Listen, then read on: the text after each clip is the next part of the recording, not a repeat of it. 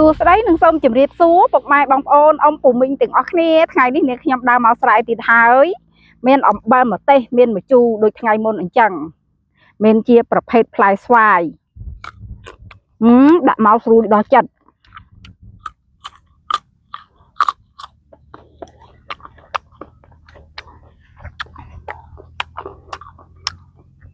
ផ្លែតបែកធំជាងមុខនឹងខ្ញុំទៀតហើយស្វាយជាប្រភេទស្វាយផ្លែដូចកាលពីថ្ងៃមុនអញ្ចឹងនិយាយពីស្វាយនេះគឺថារសជាតិឆ្ងាញ់មែនទែនតែម្ដងស្រួយខ្ញោក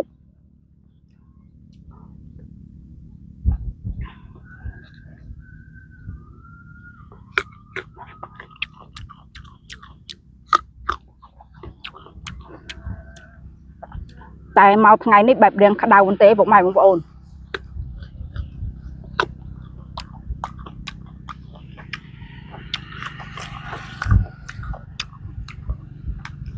ផ្លែតង្កៀបក្តាមអូបើមិនទៅគឺថាត្រូវហ្មងតែរៀងនៅស្ទើបន្តិចដាក់អំបិលម្ទេសមក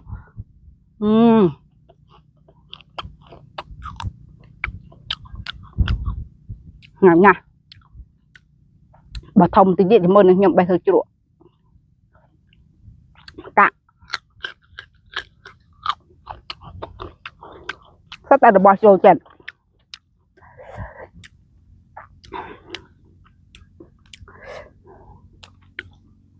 តាមពិតនឹងខ្ញុំប្រុងមកថតនៅស្រែ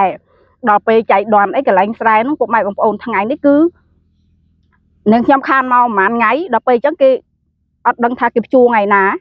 គេភ្ជួររួចហើយដល់ពេលអញ្ចឹងទៅវាថតអត់ស្អាតនឹងខ្ញុំក៏មកកន្លែងចាស់វិញទៅកន្លែងនេះគឺស្អាតហ្មងនិយាយទៅនៅពេលដែលមកថតកន្លែងនេះគឺមានអារម្មណ៍ថាស្រស់ស្រាយជាមួយនឹងទេសភាពផ្កាតាមដងផ្លូវ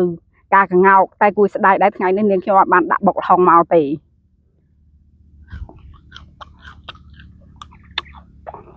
ឆ្ងាញ់ណាស់ទើបក្តាម